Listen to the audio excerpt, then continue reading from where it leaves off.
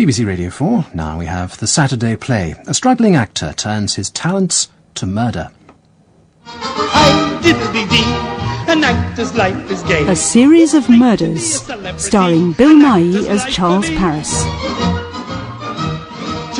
In the morning, I'm standing in a checkout, trying to decide whether I can afford the fruit and the bottle of bells. In the afternoon, I go for a telly-audition, and a week later, Charles Paris has landed a nice juicy part in The Stanislas Braid Mysteries. I chose the bells, by the way. No contest. That's a take. Thank you, everyone. Move on to scene 18. Costume change for you, Russell. Yeah, I'd like to go again, if that's all right with everyone. Rick says that was great for him, so I think well, look, I know I can do it better, and I'm sure Charles wouldn't mind running the scene one more time, would you, Charles? Thanks to Russell's retakes, we were 10 scenes behind, and it was only week 1. We're very behind in schedule, Russell. Yeah, schedules are not my problem, Patrick. Looking bad on screen is. So please, tell our director I'd like to do it again. 40 years ago, Russell was a good-looking charmer, but as the looks faded, so had the charm, and his reputation in the business was now summed up in one word: difficult. While our first assistant director translated Rick's expletives into reasoned argument, Lisa Stokes arrived on the set. She was a lousy actress, but a walking, talking Silicon Valley. How are you finding the show so far? Well, profile's good, yeah? And my agent's like, it's so not going to do me any harm if I get the next job. So I'm like, yeah, cool. I was following one word in 10. You got another job lined up? We haven't, signed the contract, but I'm a definite pencil. And if I get it, it's going to, put me straight into the A-list. I didn't know what list I was on, but I was sure I'd need more than 26 letters. It's called Under the Knife. And what it is 6 celebrities working with a top surgeon, and the public vote for who gets expelled and who gets to do a real operation. Sounds great. I presented a late-night show on satellite, UK Babes. It's a bit like Film 2004, only about adult DVDs. Yeah. But this would be a definite step up the celebrity ladder. Okay, everyone, take 5. There's no greater turn-off than listening to someone else's ambition, so I was relieved when Pat called a tea break. Gone from the muffin, Charles? Yeah. I thought you were a strict chocky-bicky man. Variety's the spice of life. So I keep telling you. Since I took up drinking at a professional level, I defined people by what they drank. Pat was Mexican lager swigged from the bottle, whereas Les Merchant, our scriptwriter, was a bitter man, in all senses of the word. Morning, troops. Anyone sees a producer? Tip me the wink so I can leg it. Well, I did hear Ben Doherty was looking for you. That's all my ulcer needs. I just want 5 minutes peace and quiet to fill my veins with high cholesterol food. 25 years ago, Les had been acclaimed most promising new playwright, but he broke his promise and was now reduced to turning Winifred Railton's tired old books into prime-time family drama. Lovely script, Les. You've done a cracking job. Oh, God bless you, Charles, but the books are well past the best before. Watch it. The author and her weird sister are knocking about the building yet again. My props boy caught him behind the set moaning about how Stanislas Braid would never have a rug like that. I take it we're not talking about Russell's two-pair. Oh, no, Charles. Any self-respecting writer would sit back and count the interest. But Winnie can't cut the cord between her and her master sleuth. In future, I only adapt dead authors. You want sitting here, gents? Oh, no, you're all right. Fresh from the rock and roll hall of imminent obscurity, Jamie Sheehan was the cocky heartthrob from last year's pop sensation Boys Are Us, with a Z and an R, of course. Well, we're not very rock and roll at this table, but if you've got a spare groupie or two, I could lend a hand in an emergency. Not me, sunshine. I'm a happily married family man these days. As the CD sales fell, Jamie decided to take the well-trodden path from crap singer to crap actor. Yeah, I'd watch out, Les. Russell Bentley's whining about his lines again. Ungrateful old ham. I shed blood, sweat and tears to flesh out Winnie's 2D characters. I shouldn't have bothered. Russell's 2D acting was perfect casting. Yeah, well, there's some dodgy casting all round, if you ask me. Well, you got problems with the role of Sergeant Finn, Jamie? I know you haven't been acting Les long, is just bitter about your youth, good looks and obscene wealth. Water off a duck's back, Charles. I've heard it all before. What's Rick I feel sorry for, with Russell yapping at his heels like a demented poodle, Winnie banging on about the spirit of her books, and Ben Doherty driving him nuts over the budget. Just as well as getting all that after-hours house comforts. What's all this? But before I could find out, tea break was over and the group dispersed. I was gagging for a proper drink, and as I wasn't needed in the next scene, I headed off to the subsidised bar. I knew all the shortcuts and was just nipping through the scene dock when... Bloody hell! Charles, what are you creeping around back here for? The props boy's pustular face was as grey as my sheets and twice as sinful, and I had a feeling that if I joined the spots, it would have spelt the word guilty. I didn't mean to make you jump, Tony. Are you all right? You look a bit wobbly. I'm fine. You just... But his pager saved him from squirming and he scurried off. I went to cut through the props room. The door was wedged by something heavy on the other side, so I put my shoulder to it. The props room was in chaos. A huge shelf had crashed down, bits of broken china everywhere. Then I saw it. A dark pool of blood spreading across the concrete floor.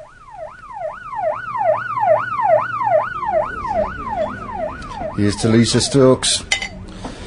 Not the worst actress in the world, but bloody close. For God's sake, Les, if you'd seen all that blood and this horrible hole in the back of her Point head... taken. Fade to black and leave the rest to the imagination. Who'd do a thing like that? So who says anyone did anything? Police said a shelf came down. But she wasn't crushed, and I heard the police doctor say the head wound was caused by an impact with something blunt and heavy. You know, Ben Doherty wanted to keep it quiet and hope the cast wouldn't notice. Of course, the way Lisa acted. Sorry, bad taste. Anyway, the show goes on and I end up with a ton of rewrites. They ought to cut their losses and start again with another actress. Yeah, that's going to happen. Get real, Charles. It cost a fortune. So what then? I come up with a contrived plot point to explain why Christina suddenly disappears.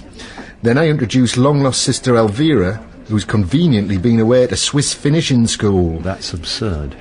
That's telly. Don't you ever watch it? Well, not if there's a happy hour somewhere in West London. What does Winifred Railton have to say about the sister character? Like anyone cares. You sign the contract, you sell your soul to West End Television. Anyway, I made the script changes last week, so it's all done and dusted. But Lisa only died this morning. Entre nous, she was gonna go anyway. One day into filming, it was obvious she was a liability. Ben just had to figure out how and when to fire her without wasting what we'd shot. The plan was to finish episode 1, give Lisa the heave-ho, enter Elvira stage left, holding a pound of Emmental and cuckoo clock. Did Lisa know she was going to be fired? Yeah, Ben was going to take out a full page in the stage. Come on, Charles. She'd have done a runner just to balls things up. I can't believe an actor wouldn't know they were about to be dumped. Don't worry, you're safe. Everyone loves Sergeant Collins. Look, they didn't even tell Rick. But he's the director. Only of alternate episodes. He'd have come back to a done deal. But if Lisa was so bad, how come she got cast in the first place? Now, that is something Rick might know. I took the tube back to my flat in Notting Hill. Well, Notting Hill borders. Okay, Paddington. The estate agents called it a studio flat, which means bedsit, and I moved here after Francis and I split up. I couldn't sleep, so sprawled on the bed drinking scotch and growing morose. I'm afraid I can't come to the phone at the moment, but please leave a message after... Hello, I'm here. Hi, it's me. Charles, Yeah. what time is it? Time? Are you drunk? A bit. A bit. A bit more than a bit. It's nearly 1:30. Is it? Sorry. Is this you phoning all the booze? I've had a bit of a shock. It's not Juliet. Has something happened? No, Juliet's on a gap year. I thought maybe she'd phoned you or something. Well, if she needed help, she's more likely to call you than me.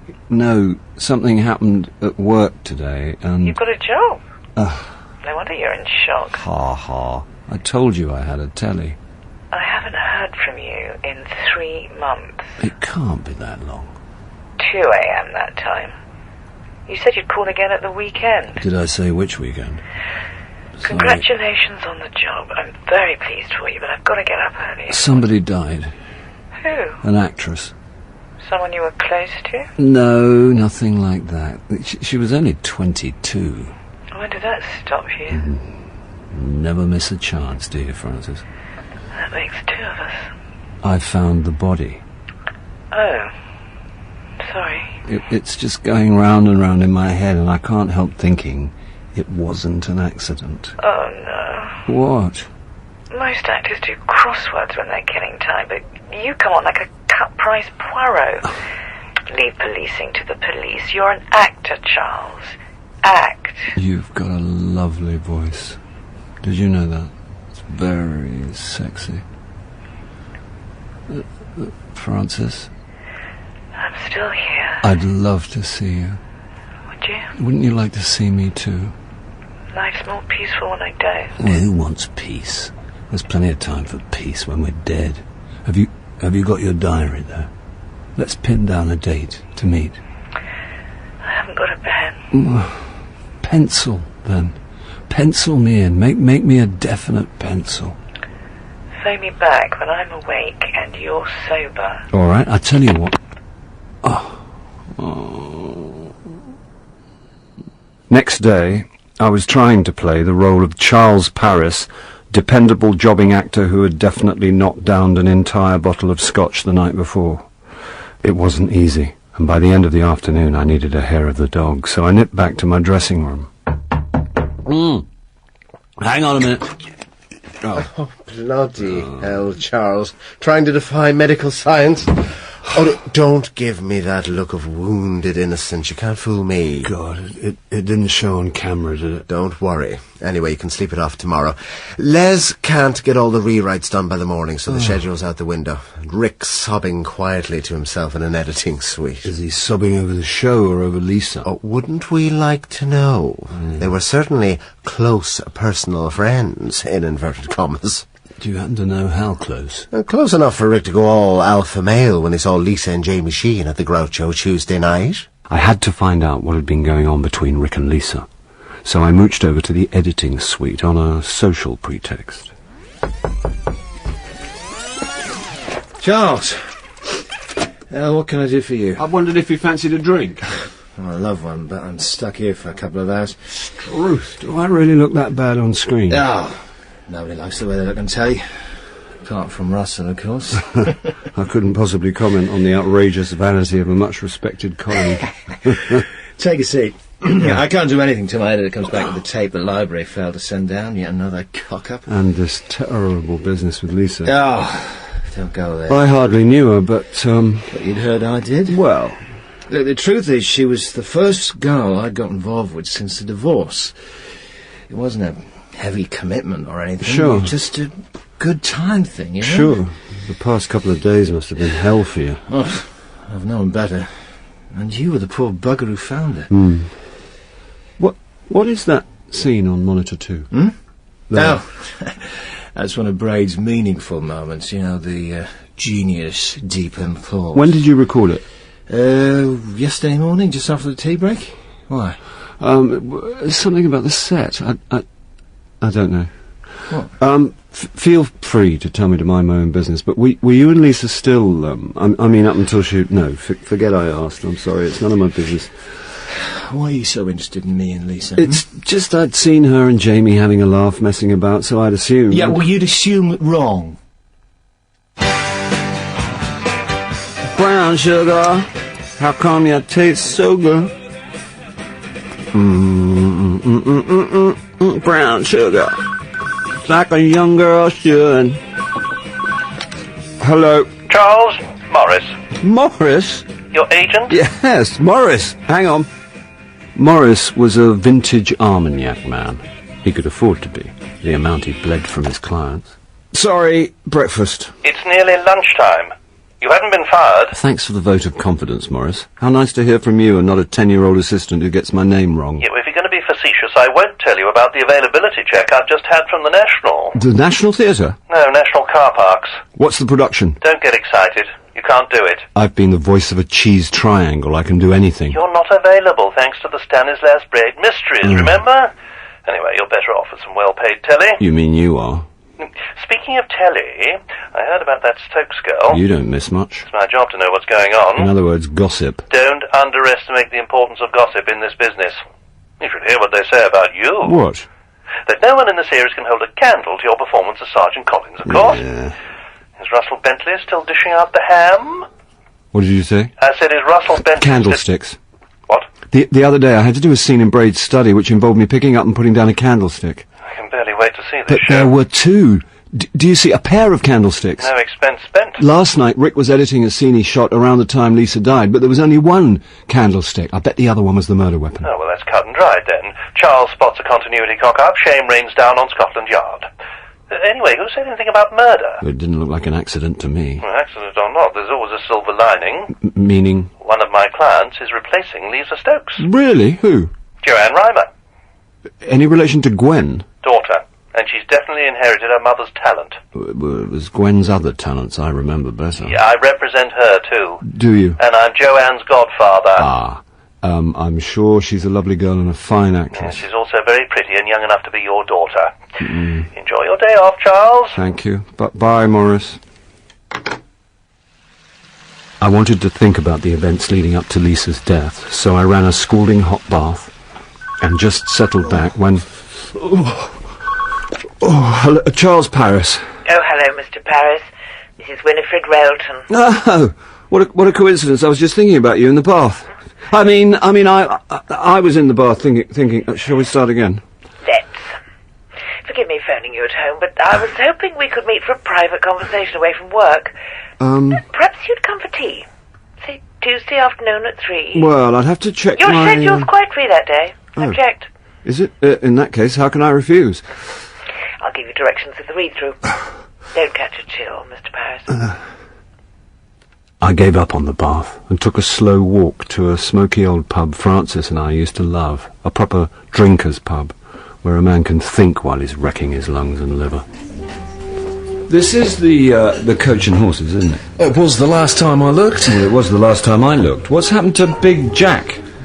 Beer gut, bad teeth, pituitary problem. He left the same day as the sticky floral carpet. We're under new management. What can I get you? Well, I was going to have a large scotch and a plate of chips. How about a large malt with potato wedges and aioli? Go on, then. Right.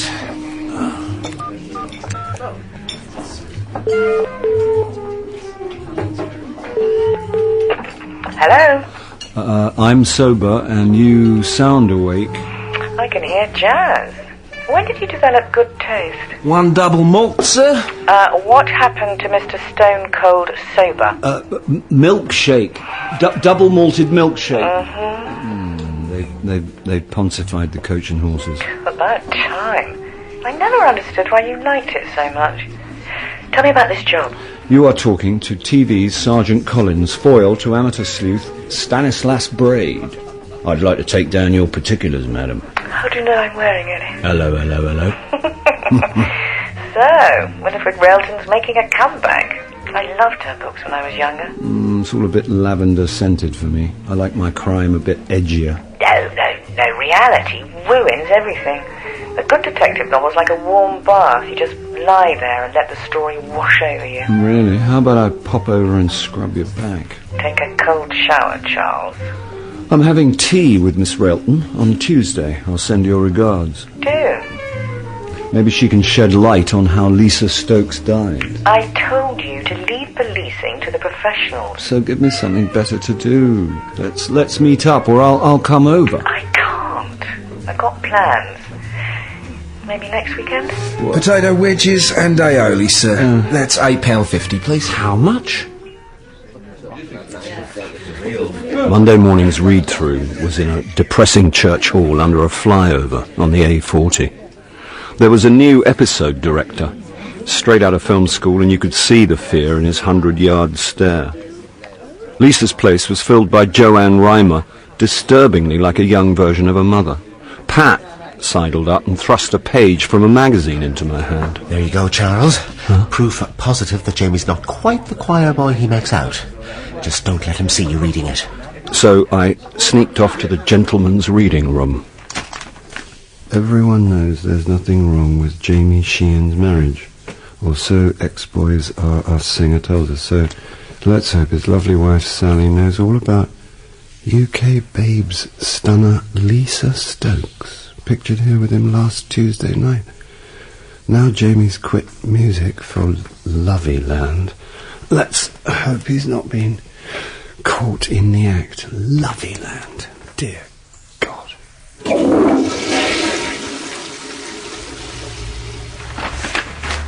Now I'm home, Daddy. I was hoping I might be able to help you in your work. After all, you knows your methods better than your own daughter. Darling Elvira, so like your mother, I can see I'm going to have my work cut out now you're back. Oh, God, look, sorry, can we stop a moment?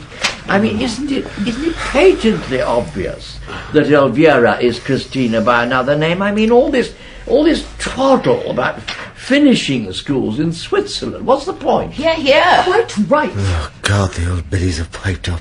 Why not let... sorry, darling, what's your name? Joanne. Yeah, why not let Joanne play Christina and have done with it? Mr. Bentley's right. If you cast your minds back to episode 1, Christina appears with a different face. Well, let's reshoot our scenes in episode 1. Couldn't agree more. Absolutely. It's bad enough you cut corners on the sets and costumes, but to drop one of my best loved characters... Well, with all due respect, most of the viewers have probably never read the books, so it really won't matter whether Braid's daughter is called Christina, Elvira, or Brittany, for that matter. It matters to me. And me. Bang on cue, Ben Doherty walked in with a face like Mussolini on a bad day, and order was temporarily restored. An hour later, we blinked out into the West London smog. Time to pack your bags, Charles. Why? You're off to the seaside next week. Isle of Purbeck, my darling. So don't forget a bucket and spade. Who else is going? Jamie, Russell, the new girl Joanne, so that should keep you busy. Well, I'm flattered you should say so, but I'll be tucked up early with Tess and the D'Urbervilles. Oh, lucky Tess. By the way, looks like Russell and Winnie have got their own way. Ben's agreed to reshoot. Yeah, which means extra cash all round. Christmas has come early. What's all this? Oh, the drinks are on Charles. Actually, I could do with one after that read-through. Any takers? Buy me a cider in Dorset. I've got schedules to do. Jamie? I'm not much of a pub man these days. Tell you what, hop in the car and we'll go to my club. We slowed down to Mach 2, and as the G-forces subsided, I opened my eyes, the better to admire the cream leather and the sweet smell of wealth. Like the accountant says, use it or lose it. Hi, Sal. Janie's little headset kept him in permanent contact with the outside world. Just on my way into town with a friend. A man.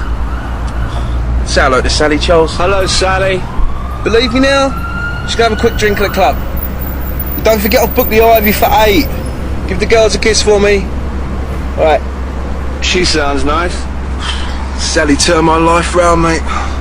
When I met her I was going a bit tonto, but she sorted me out. She and the girls are the best thing that ever happened to me. You got kids? One daughter. You know what it's like then. I'd do anything for her. Right, no cameras on this stretch. Let's open her up a bit. I assumed the club meant the Groucho. I certainly wasn't expecting marbled pillars and leather-winged back chairs. Over a large scotch for me and a still mineral water for him, Jamie launched into his philosophy of life. The key to success is focus, yeah? You've got to stay focused. Find your energy and channel it positively. Right. Nut? No, I'm protein intolerant. After I left Boys R Us, I did a solo gig at Glastonbury. Really opened up a spiritual channel in me. It was like clearing a blocked drain. Good olives. How did you meet Sally? Well, she was my lifestyle therapist. That's how I got into the acting. She made me realise life's not a dress rehearsal. If you want to do something, do it. True enough. This business with Lisa Stokes puts it all in perspective, though, eh? A young, vibrant girl with everything going for her. I don't want to speak ill of the dead, Charles, but she only had 2 things going for her, and they weren't going to win any acting awards. Granted, she wasn't a great actress, but I keep wishing I'd got to know her a bit more. Or... Why? Oh. People die all the time. You can't get to know everyone. Rick's taken it pretty badly. Of course. He's the only reason she landed the part. I thought you were quite friendly with her too. You've been reading gossip columns, Charles. Let me set the record straight. I took her for a drink after work. One drink. Full stop. End of story. He looked sincere enough, and as Francis would have been the first to point out, I was in no position to cast aspersions on another man's fidelity. The following afternoon, I made my way out of town to the oldie-worldy cottage where the Railton sisters lived. Standing under a wisteria-clad porch, I felt like Alec Guinness in The Lady Killers. Do take a fondant fancy. They're Louisa's favourites. Yeah. Although I really shouldn't. A moment on the lips, a lifetime on the hips. You look very svelte to me. Thank you, Mr. Paris. I was just admiring that vintage Beetle on the drive. Is it yours? Daddy left it to us. It coughs and splutters, but gets us from A to B. Frances, my wife, is a big fan of your books, Miss Railton. She's read them all. 16, isn't it? 16 novels and a collection of short stories. Louisa looks after the Railton archive. Quite an achievement. Well, I started young. Why did you stop? Domestic problems. Father was ill. That's him. She showed me a framed black and white photo of a stern-looking man with two pretty girls. Winifred, standing in the background dressed for tennis. Louisa sitting on Daddy's knee. The sisters were clearly recognisable, even with a gap of 50 years. You must be wondering why I asked you here. It had crossed my mind. Have you ever done any creative writing, Mr. Paris? In 1976 I staged a sort of rock musical version of the Bugger Vita at the Almost Free Theatre in Soho. Not your sort of thing, is it, really? Not really. No. But you'll understand how involved one gets with one's characters and how distressing it is to see them wrongly portrayed. Well, at least television writers can become inured to that sort of thing. Well, Leslie Merchant's a hired gun, not a writer. Well, that's a bit unfair. But do you know before this production he'd never read a single Braid novel? Really? It shows throughout. You've got so many details wrong. Quite wrong. Stanislas Braid is supposed to be an intellectual. But Russell Bentley clearly hasn't read a book in his life. In his defence, a good actor can play a part light years away from himself.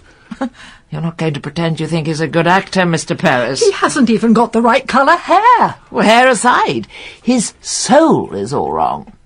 Well, in fact, the souls of all the characters are wrong. That arrogant young pup playing Sergeant Finn. I wouldn't mind that his accent is entirely wrong if the soul of the character was right. But in the book, Finn is a melancholic, lugubrious character. He plays him like a barrow boy. Quite wrong. Well, thank goodness they've finally got a proper actress to play Christina and abandon that ridiculous Elvira character. Can you imagine Stanislas Braid having two favourite daughters? I'm still not sure why you wanted to talk to me. Because you were playing Sergeant Collins. And with a little guidance, we have very high hopes that you can save the show. Ah, I see. So, why don't we start with you, Mr. Paris? How do you feel about the soul of your character? 2 hours later I escaped and staggered into the first pub I came to. Wednesday morning I arrived at the studio to find everyone being interviewed again about Lisa's death.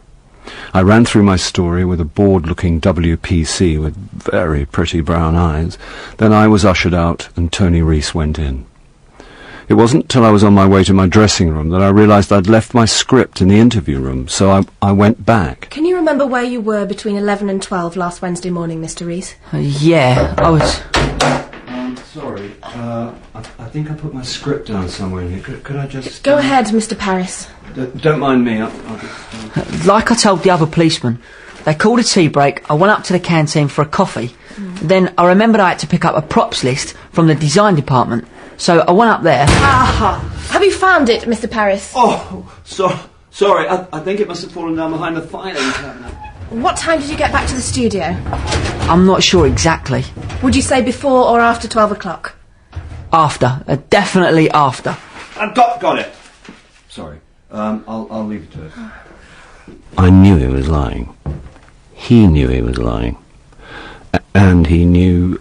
I knew he was lying because I'd bumped into him in the scene dock at 11:45. moments before I'd found the body. But it wasn't proof he'd murdered Lisa, and I had other things on my mind that day because I'd finally managed to coerce Francis into a dinner date. Well, well, Joe Allen. And the third most expensive bottle on the list, too. Telly's gone to your head. If the show's a hit, I'll take you to the Ivy next time. You're loving this, aren't you? Taste of the high life? Nah, it's all cobblers. Yeah. What I really want to talk about is us. There is still an us, isn't there? At least I hope there is. Can't we just have a nice evening? Sure, but why can't we have lots of nice evenings? Another attempt at a rapprochement, Charles? How far do you intend to rapproche this time? As far as you'll let me. Back into my bed? That'd be nice. Back into living together? Better still. What do you say? I say my life is far from perfect, but at least it's tidy. There's more to life than tidiness. Order, stability, a vague air of contentment. You see before you a contented man. I've changed, and if I haven't changed enough, I'm prepared to try harder. You tried harder before. We're not getting any younger. The unrelenting approach of incontinence is not a come-on. What about Juliet? She's grown up, and she grew up with a largely absent father. I was usually around. You were usually stoned, or smashed, or chasing after that week's Flavour of the Month actress. We were never exactly the model nuclear family. All right, but we do still love each other. Francis? Is love enough? Bloody hell, Gwen Reimer's just come in. Gwen Reimer? Where do I know? Don't turn round. Joe Allen's is full of actresses who want to be recognised. Yeah, but her daughter's just replaced the girl who died, and that Armani suit she's draped all over is my executive producer. Do you think there could be a link? Gwen Reimer? She was one of the reasons we split up. My best laid plans to get laid had gone belly up, so I lay alone and awake, trying to link missing candlesticks and Tony Reese lying to the police. The next day, I waited till the studio was completely empty, then sneaked back in to check out the props. What are you up to? Oh, God, Pat. I could have had a heart attack. Guilty conscience, or just planning a candlelit dinner? Well, I'm interested in antiques. Then you're out of luck. Those are copies, and even they were replaced last week when some light-fingered Herbert had the others away. Do a lot of props get nicked? You'd be surprised what you can flog down the Portobello Road. You didn't seriously think I was stealing?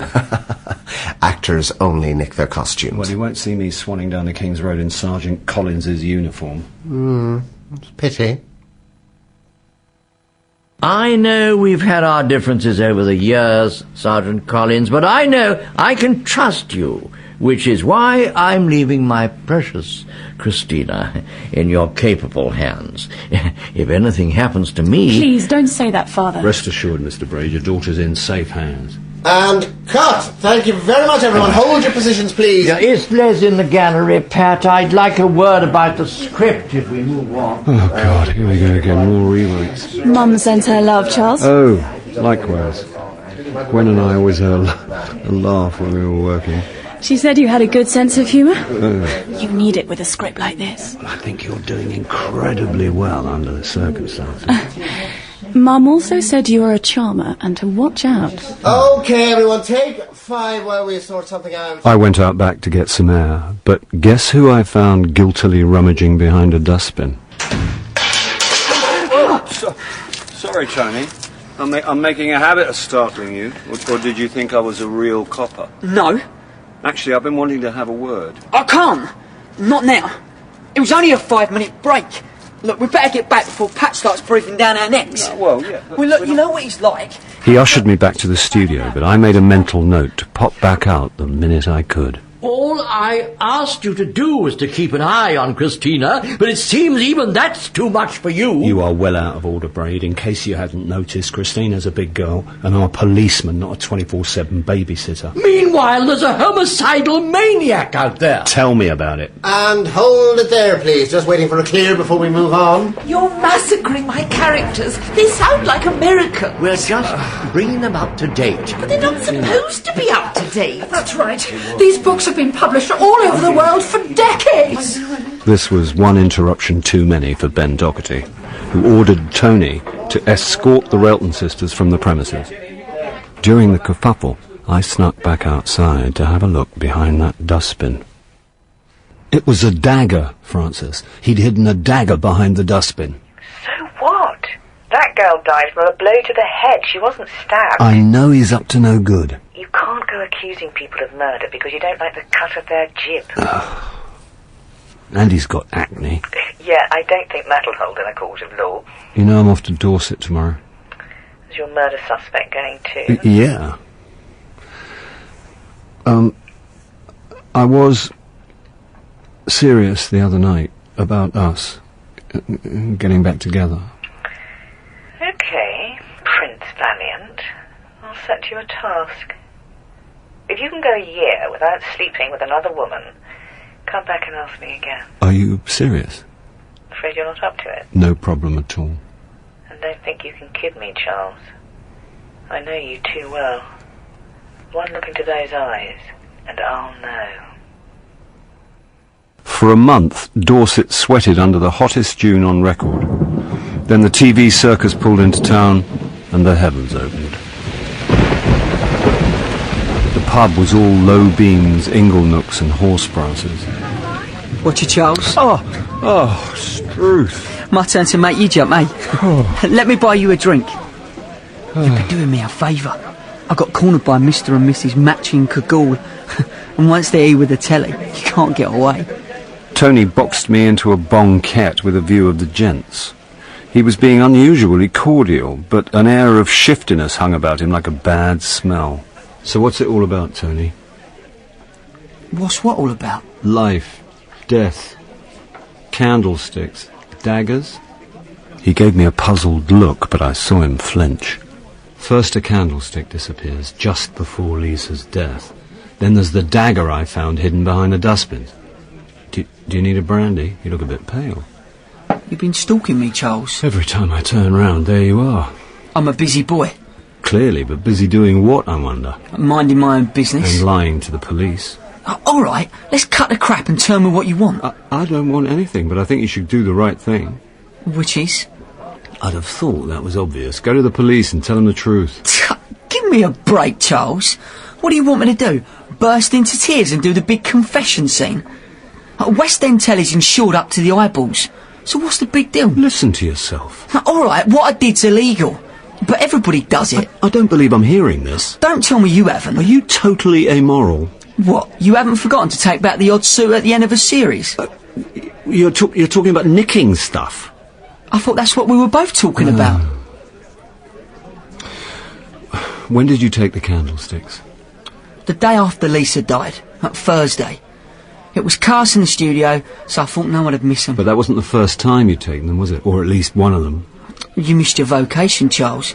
You should have gone into continuity. On the Wednesday, after we broke for tea, I was clearing up and noticed someone had taken one of the pair. I knew I could still get a few quid for the other one, so I took it. 10 minutes later, the first one's back on the mantelpiece. I knew Pat would start hunting around for the missing one, so I put it back pronto. Then you found the girl's body, and the whole place was swarming with cops. You don't know who took that first candlestick, do you? It could have been anyone. You don't really want me to go to the police, do you? The rain had given way to a howling gale, so I went for a walk along the seafront to clear my head and bumped into Joanne. This is all a bit French lieutenant's woman. Some actors go on location to Barbados. I get swanning. There's supposed to be a good restaurant in town. Want to give it a go? Yeah. A bottle of Puy Fumé and a New Zealand muscat later, and life was good again. Fancy a nightcap?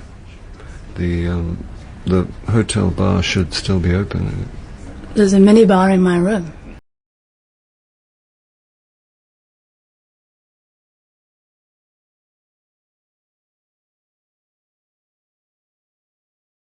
Like that. Whoa! Oh, God, my head. Oh. You'd better take a shower. We're due on set in half an hour. Oh, no. Can't take your drink anymore. Well, I feel like I've taken everyone else's, too. Oh. Don't take this the wrong way, because I'm sure it would have been highly Memorable in the right circumstances, but, did I? I mean, last night, did we? Put it this way, drink provoked the desire, but took away the performance. Right. Please keep those people behind the tape, Tony. We don't want Rick's beautifully framed shot ruined by yokels and cagoule. Morning, Sergeant Collins. Oh dear. Out on the tiles last night, were we? We've got some lovely bacon rolls in the catering truck. Leslie, a quick word. How about two? Yes, Russell. I've been talking to Ben and Rick, and we're a bit worried about all the number of my angels and my precious one, between Braid and Christina. It's just the way they talk. Yes, but it makes their relationship sound a bit iffy. The lines are fine in context. Yes, well, our director's with me on this one. It's just a little tweak here and there. It won't take you 5 minutes. Excuse me, gents. I'm just going to find out if it's anatomically possible to ram a laptop up Russell. What's the best schedule I can have a look at, Pat? In my bag, front seat of the coach. Cheers. He's up to something. Right little artful dodger, that one. Warning to the wise, Charles. If he shakes your hand, count your fingers. While everyone tucked into breakfast, I wandered into the castle ruins with half a bottle to cheer myself up after the previous night's fiasco. The first sip shot me back 10 years. Me, Francis, and an 8-year-old Juliet on holiday in Dorset. We visited Corfe and went to the miniature village, the model family in a model village. My reverie was cut short.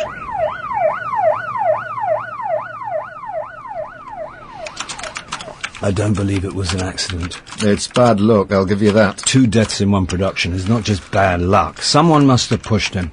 It had been raining. He climbed up to take the view, slipped on the wet stone, freeze frame, credits roll over. And you don't see anything suspicious? All I see are bloody rewrites and a delusional actor who thinks he's turning into Sergeant Collins and drinking his way through my minibar. Tony was dodgy. Everyone said so. What if someone disliked him enough to kill him? He always had a scam on the go. Maybe he was into blackmail. Who do we know with profile and plenty to lose? Well, you can rule Russell out straight away. The only secret in his closet is the mystery of his career. Okay, Jamie. Maybe he had something juicy he was going to take to the tabloids. Yeah, this is good. I'm on a roll. A link between the death of Lisa and Jamie. Try this scenario. A hotel maid finds an actor's lifeless body in the car park outside the window of a tired, overworked scriptwriter. But when the writer tells the jury how the actor subjected him to hours of inane speculation, they find him not guilty.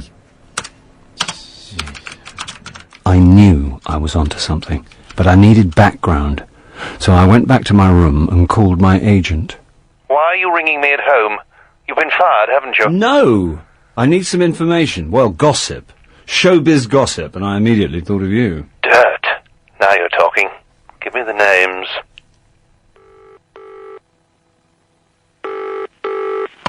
This is Prince Valiant speaking.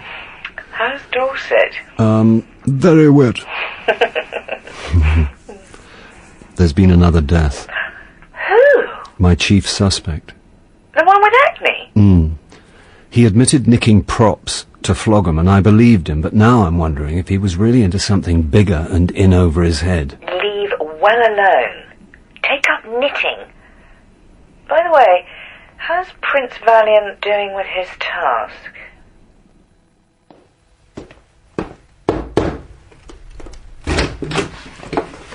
Charles, just in time for a spritzer. Actually, I just wanted to ask you something about schedules. All work and no play. Go on then, ask away. Tony borrowed one from you today, just before the accident. Well? Did he give it back? No, but I won't hold it against him. Why do you ask? He was wearing his backpack when he fell, but there was no schedule in it. What? You went through his bag? I'm beginning to worry about you. I just had a quick look before the police arrived. It was only a few sheets of photocopy, hardly worth frisking a corpse. Okay, lads. Rewrite's done, and not a hint of incest between Braid and Christina. Well, let me have the pages. I'll get the scripts out. If you don't mind, I'm going to hang on to them till the last minute, so Russell can't demand more rewrites. Oh, we shouldn't really, but it'd be nice to make the old tart sweat a bit. Who's for a drink? First round's on me. All right, I'm up for that. No question about it. Mine's a double scotch. I'll catch up with you. Okay. Morris, that was prompt. Showbiz gossip moves faster than light, as, I suspect, does Rick Landor. Meaning? This is his first directing job since he came out of the Priory. Before that, he'd been propping up the economy of Central America. I take it he wasn't importing endangered hardwoods. But that's nothing compared with Russell Bentley's predilection for DIY. Home improvement's not exactly the stuff of blackmail. Yeah, well, he wouldn't get his sort of fixtures and fittings on a makeover show. Wait till you hear this. I joined the others in the bar. Pat was a 100 metres drinker and the first to turn in, but Les was a marathon boozer like me, so we stayed till closing time. There was an old actor called Russell. Whose arse was the size of a bustle. His hair was dyed black.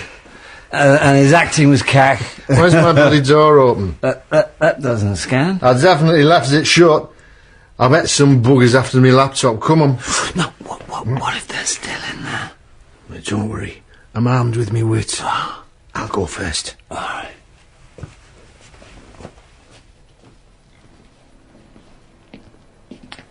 Jesus, they've wrecked the place.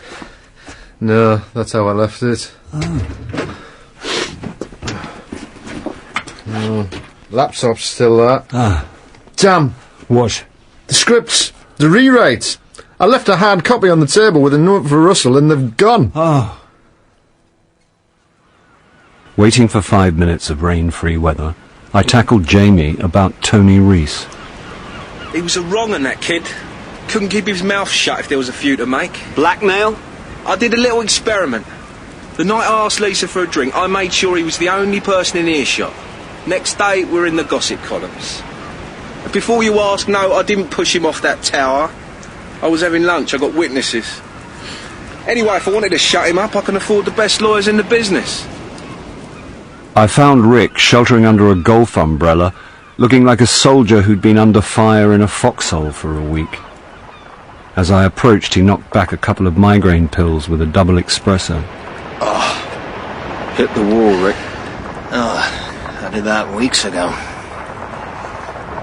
Life's much easier now Joanne's on board. I thought Lisa was your casting idea. Well, I was under a huge amount of pressure, Charles. From the producers? From Lisa. The truth is, she was a manipulative bitch. But you were an item. Well, it was fun at the beginning. Then I realised I was just another rung on the ladder, so I tried to break it up, but she wouldn't have it. And that's when you saw her true colours? Yeah, we spent a lot of time together. She knew stuff about me which could have caused me a lot of professional harm. So she blackmailed you into casting? Yeah, that's about it. Do you think she might have tried the same trick with Jamie? She was ambitious. Oh, she wanted celebrity, but people like that will do anything for their 5 minutes of fame. Then a watery English sun peeped out, and the crew sprang to life. A crowd of onlookers in cagoules instantly reappeared, and I was sent to the makeup bus to have the shine taken off my face. 20 minutes ago, someone wired me up with these blood bags and then buggered off. I mean, I don't want to sound like an old fart, Charles, but there's no professionalism anymore. I mean, look at them out there. Can you imagine anything duller than watching nothing happen slowly? You didn't see the Marat Sard I did in Edinburgh. 4.5 hours of mime. Oh, spared that one, thank God.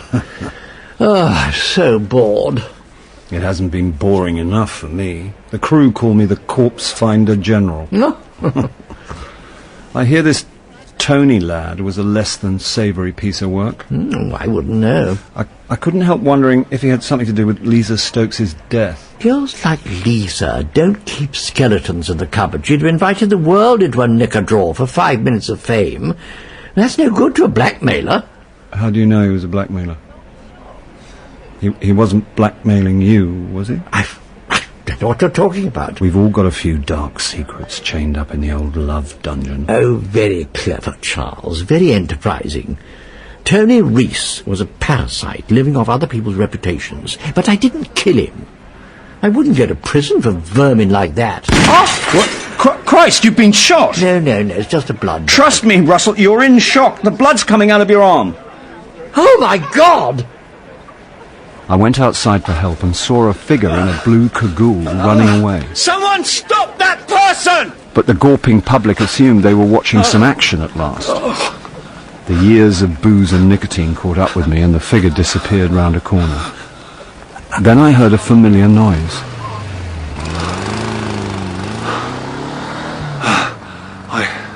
I cough and splutter, but I always get from A to B.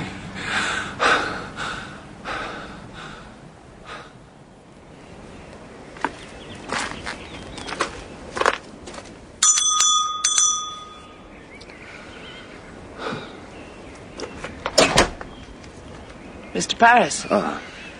I thought I'd be seeing you, just not this soon. We finished early due to unforeseen circumstances, but I think you know about those. You better come in. It was you I saw, wasn't it? You and Louisa. You'd have made a far better Stanislas Braid. A little young, perhaps, but you've got the right sort of mind. There's only one question in my mind at the moment. Why? I take responsibility for my actions. But if I wanted to attribute blame, I'd blame fiction.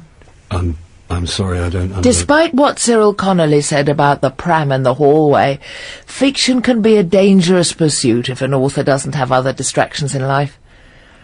All I had outside of my books was my father and Louisa, both of whom needed looking after in their own way. Father was a demanding, jealous man, and Louisa had her own problems. So you retreated into the cosy world of Stanislas Braid. He was manageable, containable. I'd never met any man like that. Then television got involved, and Braid's world became less manageable? Less containable? Well, at the beginning, Ben Doherty seemed to welcome my suggestions, and then I realised he was just paying lip service. Lisa Stokes was a prime example. Do you know she wasn't even a trained actress, just a glamour model looking for celebrity? But to kill her in cold blood.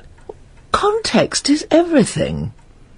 When I saw what the stupid girl was doing to Christina, I don't really remember the exact sequence of events, but I must have acted on impulse, and afterwards I felt a great weight lift from my shoulders.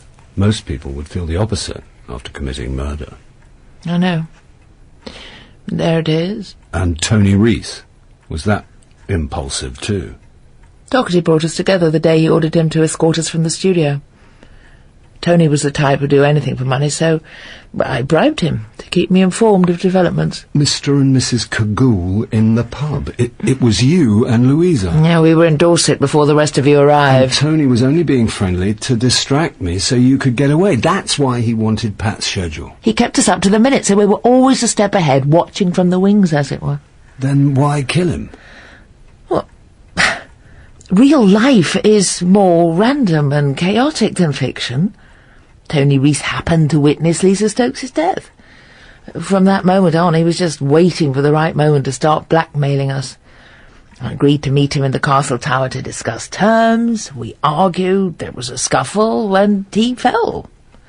And Russell Bentley? Well, he was a stupid man who clearly didn't understand the love between Stanislas and Christina. He still is a stupid man. I don't understand. The shot only wounded him. Thank God. Except it wasn't you pointing the gun, was it? You said you acted on impulse with Lisa, but you're not an impulsive person. You couldn't remember exactly what happened because you weren't there. You were protecting Louisa all along. I said you'd have made a good Stanislas Braid, Mr. Paris.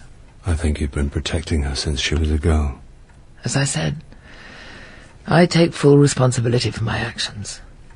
But Louisa wouldn't have been strong enough. Where is Louisa? She led me up to Louisa's little bedroom. The sprigged wallpaper was identical to Christina's room on set, but the telly version was too clean. Louisa lay on the bed, eyes closed, hair fanned out on the pillow, an empty bottle of sleeping pills on the bedside table. I couldn't help thinking that everything on telly is too clean, too pristine, when human lives are such a mess. Will she go to prison? I don't know. In the end, she killed Louisa because she wanted to protect her, the way she'd been protecting her ever since her mother died. It's still murder. Well, the sins of the fathers. The old man had been abusing Louisa for so long, she accepted it as normal. The books are so cosy. It's where she ran away to hide. And after the father died, it's where Louisa hid too. The Stanislas-Christina relationship was the idealised polar opposite of their home life. Which is why Louisa was so attached to it. Well, not just attached, obsessed. Winifred made Christina in Louisa's image, which is why she was prepared to murder anyone she thought was violating her perfect fictional self. What's going to happen to the series? We'll finish shooting it, but I think everyone knows it's going to be a bummer. It's the kind of thing that'll get shifted around in the schedules and then disappear without trace. Money was good, though. Oh, money was great. How about us? Will we get a second series? I don't think I could face another repeat. Anyway, Prince Valiant's not supposed to come back for a year. A lot can happen in a year. I think a lot's happened in a few days. What? Am I right? Oh. I told you I'd see it in your eyes. Nothing actually happened, Francis. But it might have done, Charles. Let's have another glass of wine. Cheers. Cheers.